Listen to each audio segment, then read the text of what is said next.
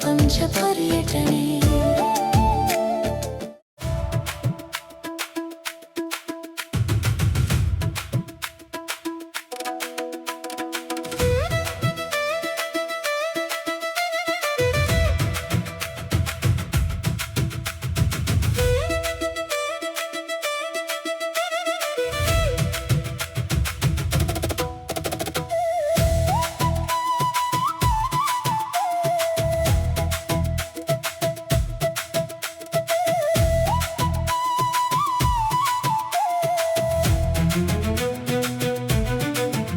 ಸುದ್ದಿಗೋಷ್ಠಿ ಪ್ರಾರಂಭ ಮಾಡೋದಕ್ಕೂ ಮುನ್ನ ನಮ್ಮ ಹಾಡನ್ನ ಪ್ರೀತಿಯಿಂದ ಬಿಡುಗಡೆ ಮಾಡಿರುವಂತಹ ನಮ್ಮೆಲ್ಲರ ಪ್ರೀತಿಯ ತಾರಮ್ಮ ಅವರನ್ನ ಮತ್ತೊಮ್ಮೆ ಚಪ್ಪಾಳಿಯೊಂದಿಗೆ ವೇದಿಕೆಗೆ ನೀವೆಲ್ಲರೂ ಬರಮಾಡಿಕೊಳ್ಬೇಕು ಅಂತ ವಿನಂತಿಸ್ತಾ ಇದ್ದೀನಿ.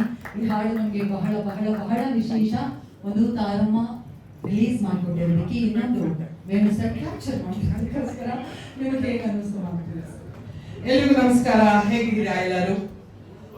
ತುಂಬಾ ತುಂಬಾ ತುಂಬಾ ಖುಷಿ ಅನಿಸ್ತು. ಒಂಥರ ಬೇಬಿ ಸಾಂಗ್ ಅಥವಾ ಎನರ್ಜಿ ಸಾಂಗ್, ಯಾರಾದ್ರೂ ಸರಿ ಕುಣಿಬೇಕು ಅನ್ನೋ ಸಾಂಗ್. ಅದಕ್ಕೋಸ್ಕರ ನಾನು ಚೈತನ್ಯಗೆ ಹೇಳಿದ್ದು ಕುಣಿಯಪ್ಪ ನೀನು. ತುಂಬಾ ಖುಷಿ ಅನಿಸ್ತು. ಈ ಪಿಕ್ಚರ್ ಪ್ರಾರಂಭ ಆಗೋದಕ್ಕೆ ಮುಂಚೆ ಶ್ರೇಯಸ್ ಮತ್ತೆ ಶ್ರೀಮತಿ ವಿನೋದ್ ಪ್ರಭಾಕರ್ ಅವರಿಬ್ರು ನಮ್ಮ ಮನೆಗೆ ಬಂದಿದ್ರು. ಆದ್ರೆ ಇನ್ನು ಮನೆ ನಮ್ದು ಫಿನಿಶ್ ಆಗ್ತಾ ಇತ್ತು. ಆದ್ರೆ ಕೂತ್ಕೊಳ್ಳೋ ಕೂಡ ಜಾಗ ಇರ್ಲಿಲ್ಲ. ಅವ್ನಿಗೆ ಚೇರ್ ಕೊಡ್ಬೇಕು ಅಂತಂದ್ರೆ ಇಲ್ಲಪ್ಪ ಕೂರ್ಸೋದು ಅಂತ ಅಲ್ಲಿಗೆ ಬಂದ್ರು. ಅಲ್ಲಿ ಬಂದು ಇದನ್ನ ಕಥೆನೆಲ್ಲ ಹೇಳಿ ವೇಣು ಅವ್ರಿಗೆ ಮಾಡ್ಬೇಕು ಅಂತ ಹೇಳಿ. ಅದಕ್ಕೆ ವೇಣು ಎರಡು ಮುಖ್ಯ ಕಾರಣ ಇತ್ತು. ಒಂದು, ವಿನೋದ್ ಜೊತೆ ಫಸ್ಟ್ ಸಿನಿಮಾ ಮಾಡ್ತಿರೋದು ವೇಣು. ಮತ್ತೆ ಚೈತನ್ಯ ಜೊತೆ ಮತ್ತೆ ಸಿನಿಮಾ ಮಾಡ್ತಿರೋದು. ಯಾಕಂದ್ರೆ Chaitanya one of the favourite directors ಅಲ್ಲಿ ಒಬ್ರು ವೇಣುಗೆ. ಆ ಎರಡೂ ಕಾರಣದಿಂದ ಒಪ್ಕೊಂಡ್ವಿ. ಆವಾಗ ಪದಮನ್ ಬಗ್ಗೆ ನಮ್ಗೆ ಗೊತ್ತೇ ಇರಲಿಲ್ಲ. ಪದಮ ಬರತ್ ಮುಂಚೆ ಶ್ರೇಯಸ್ ಹೇಳಲೇಬೇಕು, ಒಳ್ಳೆ ಪ್ಯಾಷನ್ ಇರುವಂತ ಒಬ್ಬ ಪ್ರೊಡ್ಯೂಸರ್, ಇಂಟ್ರೆಸ್ಟ್ ಇರುವಂತ ಒಂದು ಪ್ರೊಡ್ಯೂಸರ್. ಸಿನಿಮಾ ಅಂತಂದ್ರೆ ಒಬ್ಬ ಆಡಿಯನ್ಸ್ ಆಗಿ ಎಂಜಾಯ್ ಮಾಡುವಂತ ಒಬ್ಬ ಪ್ರೊಡ್ಯೂಸರ್. ಈಗಲೂ ಕೂಡ ಹಾಡುಗಳೆಲ್ಲ ಬರ್ತಾ ಇದ್ರೆ ಅವ್ರು ವಿಸಿಲ್ ಹಾಕೊಂಡು ಕೂತಿದ್ದ ಹಿಂದೆ. ನೀನ್ ಡ್ಯಾನ್ಸ್ ಮಾಡ್ತಿದ್ರೆ ನಾನಾದ್ರೆ ಇವನು ಆತ ಅವ್ರ ಜೊತೆಗೆ. ನಮಗಂದ್ರೆ ವಿನೋದ್ನ ನಿಜವಾದ ಅಭಿಮಾನಿಗಳಲ್ಲಿ ಶ್ರೇಯಸ್ಸು ಕೂಡ ಒಬ್ಬ. ಯಾಕಂದ್ರೆ ನಿಮ್ ಬಗ್ಗೆ ಎಷ್ಟು ಮಾತು ಕೇಳಿದೀನಿ ಅವನ ಬಾಯಲ್ಲಿ ಅಂದ್ರೆ Vinoda, Vinod sir, Vinod sir, Vinod sir. ಇರೋ ನಂಗೆ ಸ್ವಲ್ಪ ತಾನೇ ಗೊತ್ತಿದ್ರು. ಅವ್ರ ಅಪ್ಪಾಜಿ ಜೊತೆ ನಾನು ಆಕ್ಟ್ ಮಾಡಿದ್ದೀನಿ, ಅಷ್ಟು ಬಿಟ್ರೆ ವಿನೋದನ್ ಜೊತೆ ನಾನು ಯಾವ ಸಿನಿಮಾನು ಆಕ್ಟ್ ಮಾಡಿಲ್ಲ ಇದುವರೆಗೂ. ಬಟ್ ನನಗೆ ವ್ಯಕ್ತಿಗತ ಪರಿಚಯ ಇಲ್ಲ. ಆದ್ರೆ ಆತನ ಬಗ್ಗೆ ನನ್ಗೆ ಗೌರವ ಇದೆ. ಯಾಕಂದ್ರೆ ಒಳ್ಳೆ ಆರ್ಟಿಸ್ಟು, ಒಳ್ಳೆ ಕಲಾವಿದ, ಒಳ್ಳೆ ಮನುಷ್ಯ. ಅದರಿಂದ ನನಗೆ ಅವನ ಬಗ್ಗೆ ಒಳ್ಳೆ ಅಭಿಪ್ರಾಯ ಇದೆ. ಬಟ್ ಇವನಿಂದ ನೀನ್ ಬಯೋಟ ಕೇಳಿ ಕೇಳಿ ನನಗೆ ಇನ್ನೂ ಹತ್ರ ಆಗುತ್ತೆ. ಏನೋ ನನಗೆ ತುಂಬಾ ಗೊತ್ತು ವಿನೋದ್ ಪ್ರಭಾಕರ್ ಅನ್ನೋ ತರ ಶ್ರೇಷ್ಠ ಅಸ್ಸತಿ ಹೇಳಿದ್ದ ನಾನು ನಿಮ್ ಬಗ್ಗೆ. ಆಮೇಲೆ ಪದಮನ್ ಬಗ್ಗೆ ಅಂತೂ ತುಂಬಾ ಖುಷಿ ಅನ್ಸುತ್ತೆ. ಪದಮ ಒಂದು ಇನ್ನೋಸೆಂಟ್ ಹೆಣ್ಮಗಳು, ಪದ್ಮಾವತಿ ಜೈರಾಮ್ ರವರು. ತುಂಬಾ ಖುಷಿ ಅನ್ಸುತ್ತೆ. ಒಬ್ಬ ಹೆಣ್ಮಗಳು ಯಾವ್ದಾದ್ರು ಒಂದು ಕೆಲಸ ತಗೊಂಡ್ರೆ ಮೊದಲನೇದಾಗಿ ಅವ್ನು ಹೇಳ್ತೀನಿ, ಆಕೆ ತುಂಬಾ ಖುಷಿ ಅನ್ಸುತ್ತೆ. ಯಾಕಂದ್ರೆ ಅಷ್ಟು ಕಮಿಟ್ಮೆಂಟ್ ಆಗಿ ಬಂದು ಮಾತಾಡಿ.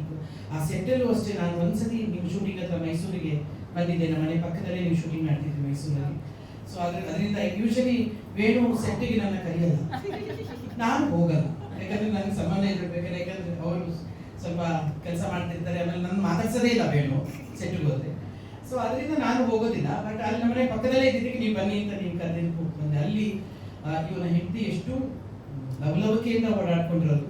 ಆಮೇಲೆ ಅಲ್ಲಿ ನಾನು ಪದಮನ್ನ ನೋಡ್ತೀವಿ. ಪದ್ಮಾವತಿ ಅವರನ್ನ ಪದಮ ಕರೆದಿದ್ದು ಈ ವೇಣು ಮತ್ತೆ ಚೈತನ್ಯನೇ ಅನ್ಸುತ್ತೆ. ಅಂದ್ರೆ ಒಂದು ತಾಯಿ ತರ ಅವರನ್ನ ಕರೆದು. ಬಟ್ ಈ ನಿಜವಾದ ತಾಯಿ ಇಡೀ ನಿಮ್ಮ ಟೀಮಿಗೆ ನಿಜವಾದ ತಾಯಿ ಸ್ಥಾನದಲ್ಲಿ ಇದ್ದು ನೀವು ಆ ಪಿಕ್ಚರ್ನ ನಡೆಸಿದ್ರಿ. ತುಂಬಾ ತುಂಬಾ ಖುಷಿ ಅನ್ಸುತ್ತೆ. ಇದ್ರ ಮಧ್ಯೆ ಒಂದ್ಸತಿ ಬಹುಶಃ ಈ ಪಿಕ್ಚರ್ ಎಲ್ಲ ಮುಗಿದ್ಮೇಲೆ ವೇಣು, ಚೈತನ್ಯ ಮತ್ತೆ ಪದಮ 3 ಜನ ಬಾಂಬೆಗೆ ಹೋಗ್ತೀರಾ ನೀವು? ಏನೋ ಪೋಸ್ಟ್ ಪ್ರೊಡಕ್ಷನ್ ಕೆಲಸಕ್ಕೆ ಹೋಗ್ತಾರೆ. ವಿನೋದ್ ನನಗೆ ಗೊತ್ತಿಲ್ಲ ಈ ವಿಷಯ. ಏನಾಯ್ತು ಅಂತಂದ್ರೆ ವೇಣು ಮತ್ತೆ ನನಗೆ ಏರ್ಪೋರ್ಟ್ ತಲುಪಿದ ಮೇಲೆ ವೇಣು ಫೋನ್ ಮಾಡ್ತಾರೆ ನನಗೆ, ನಮ್ಮನ್ನ ಸೆಕ್ಯೂರಿಟಿ ಬಿಡ್ತಾ ಇಲ್ಲ. ಅಂದ್ರೆ ನಾನು ಏನಮ್ಮ ಅಂತಾನೆ ಮಾತಾಡೋದು, ರಮೇಶ್ ನಾನು ಅಮ್ಮ ಅಂತಾನೆ ಮಾತಾಡೋದು. ಅಮ್ಮ ನಮ್ಮನ್ನು ಬಿಡ್ತಾ ಇಲ್ಲ ಒಳಗಡೆ, ನೀನು ಯಾರಿಗಾದ್ರೂ ಇದ್ರೆ ನೋಡು, ಪ್ರೋಟೋಕಾಲ್ ಎಲ್ಲ ಇದ್ರೆ ದಯವಿಟ್ಟು ಹೇಳು ಅಂತಂದು. ಹೌದಾ, ನಿಮ್ಮನ್ನು ಯಾಕೆ ಬಿಡ್ತಾ ಇಲ್ಲ?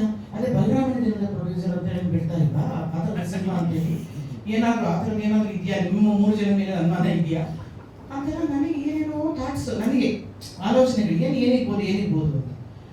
ಸರಿ ಆಯ್ತು, ಇವ್ರು ಏನಿರ್ಬೋದು ಅಂತೆಲ್ಲ ಪ್ರೋಟೋಕಾಲ್ ಅವ್ರಿಗೆಲ್ಲ ನಾವು ಹೇಳೋಷ್ಟರಲ್ಲಿ ಏನಾಗಿತ್ತು ಅಂತಂದ್ರೆ, ಸತ್ಯ ಏನಾಗಿತ್ತು ಅಲ್ಲಿ ಅಂದ್ರೆ, ಇವರು ಆಧಾರ್ ಕಾರ್ಡೇ ತಗೊಂಡೋಗಿಲ್ಲ,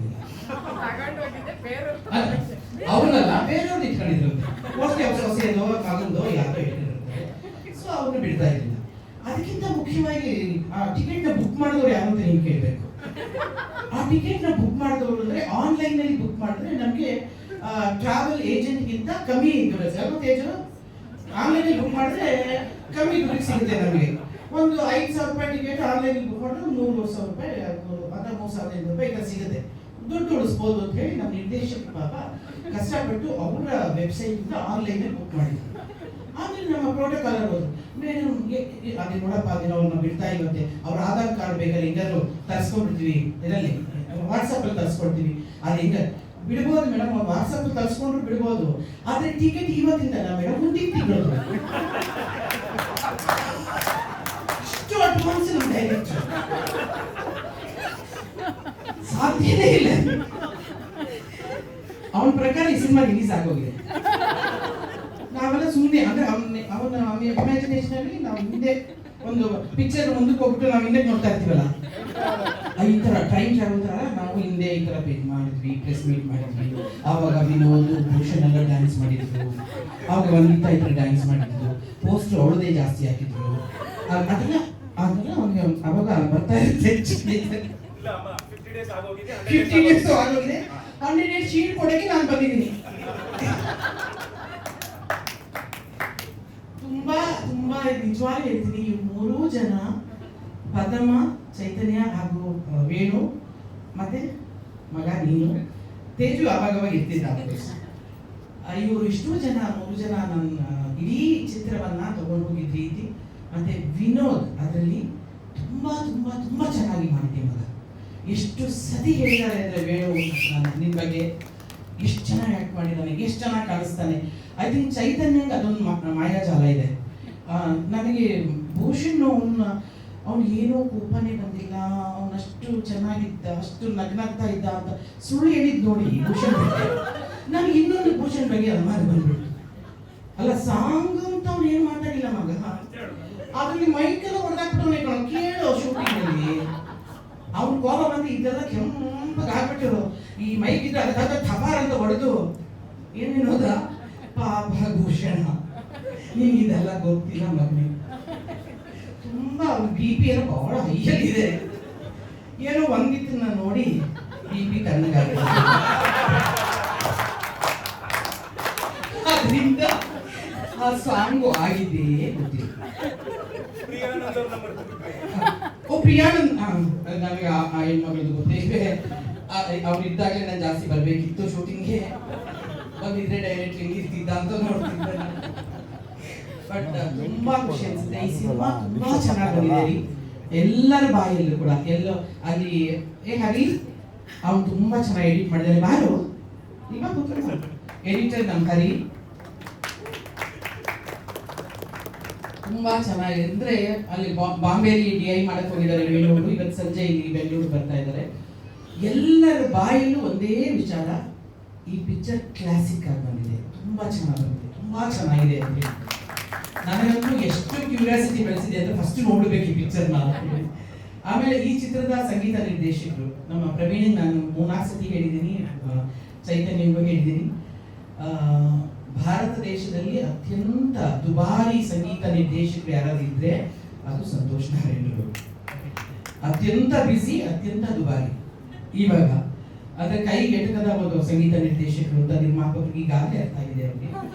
ಆದ್ರಿಂದ ಅಂಥ ಸಂಗೀತ ನಿರ್ದೇಶಕರನ್ನ ಕನ್ನಡಕ್ಕೆ ಕರ್ಕೊಂಡು ಬಂದು ಪರಿಚಯ ಮಾಡಿ ಅವರ ಕೈಯಲ್ಲಿ ಒಂದು ರೀತಿಯಾದ ಬೀಟ್ ಸಾಂಗ್ಸ್ ನೆಲ್ಲ ಹಾಕಿಸಿ ಮ್ಯೂಸಿಕ್ ನ ಮಾಡಿಸಿರೋದು ಕೂಡ ಶ್ರೇಯಸ್, ಅದು ನಿನಗೆ ಸಲ್ಲಬೇಕು, ನಿನಗೆ ವಿನೋದ ಇದೆ. ಯಾಕಂದ್ರೆ ನೀವಿಬ್ಬರೇ ಡಿಸೈಡ್ ಮಾಡಿದ್ರಂತೆ ಇವರೇ ಬೇಕು ಅಂತ ಹೇಳಿ. ಕಂಗ್ರ್ಯಾಚುಲೇಷನ್ಸ್.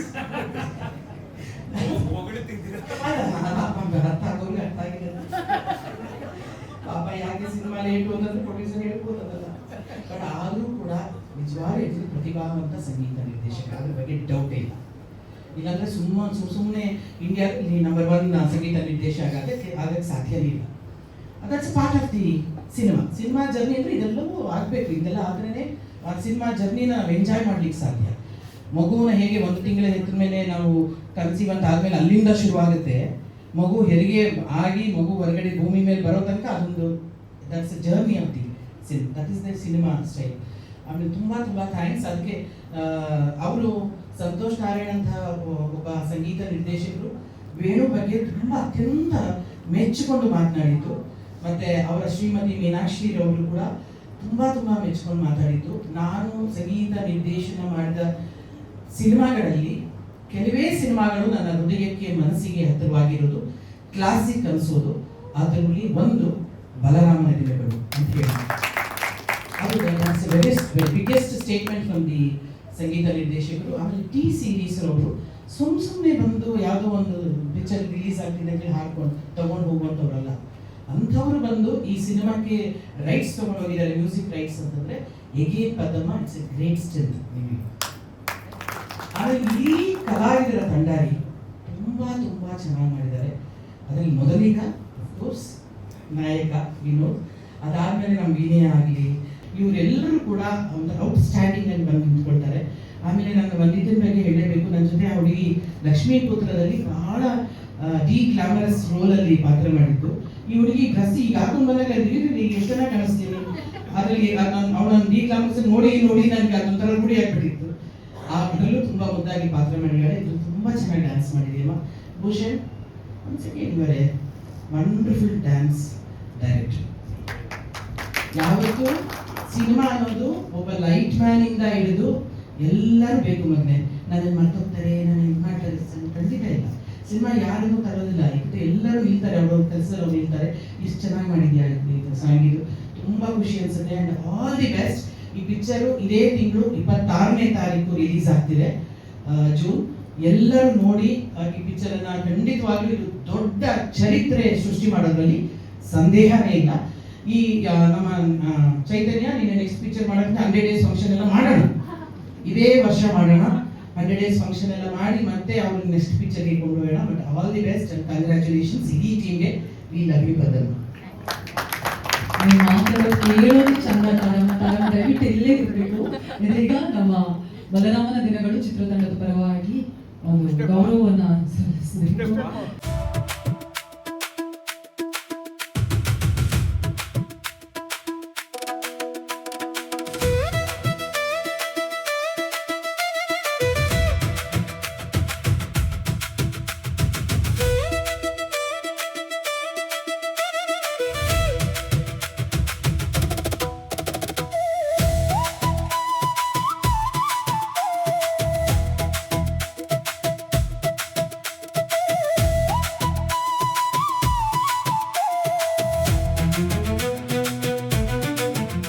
ಪ್ರಪಂಚ ಪರ್ಯಟನೆ.